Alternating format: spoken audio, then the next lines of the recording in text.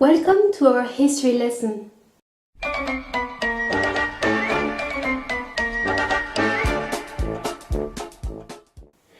This video is the first of our chapter on industrialization, economic growth and social change from the 1850s to the present day.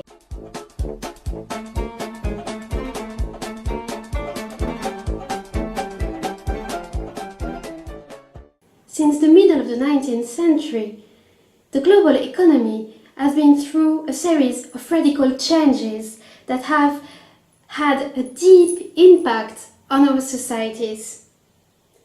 The three keywords of the chapter, industrialization, economic growth and social change, reflect these mutations.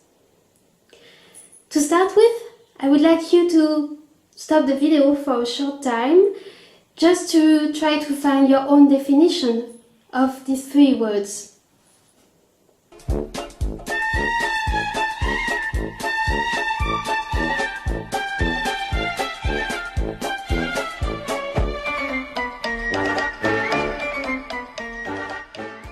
Are you done yet? Well, obviously, these three words belong to the field of economic and social history. But in the course of this lesson, we'll see that they also have strong connections with cultural and political history. Let's start with industrialization. Industrialization is a process. It's a process by which a society and an economy are transformed from agricultural to industrial. That's the reason why agriculture is often referred as the primary sector of the economy, while industry and services are referred as secondary sector and tertiary sector. Industry is based on the large-scale manufacturing of goods such as tables, railways, computers, from raw material such as wood, steel or hydrocarbons. In the process of industrialization, individual manual labor is replaced by mechanized mass production. In the meanwhile, non-industrialized sectors such as agriculture, education, health become increasingly similar to the industry. What about economic growth?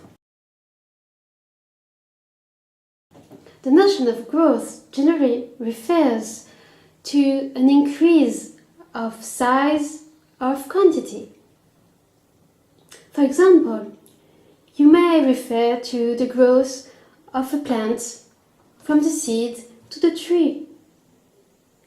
Applied to the economic field, growth refers to the increase of wealth in a given economy.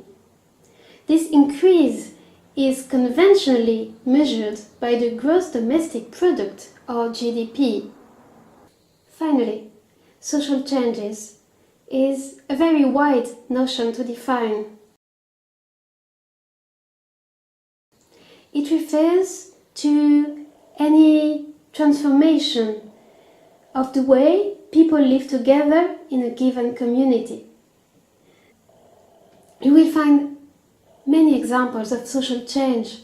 For example, changes in education, changes in working conditions, or even changes in the way we see the family.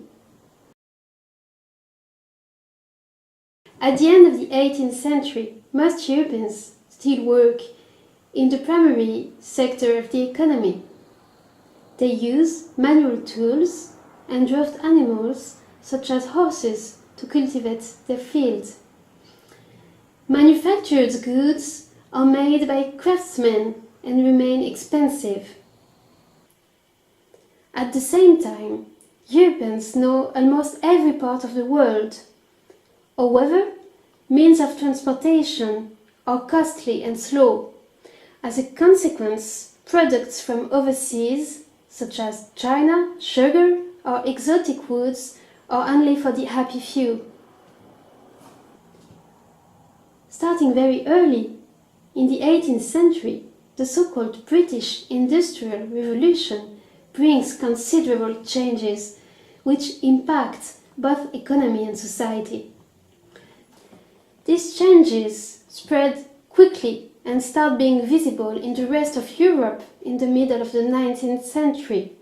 That's why our chapter starts in 1850s. This first industrial revolution will be followed during the 20th century by two other events of similar importance. In the course of this chapter, we will try to understand how these changes occur and what were their consequences.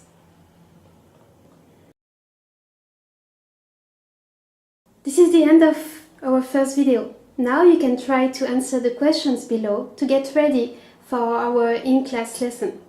Thank you, bye!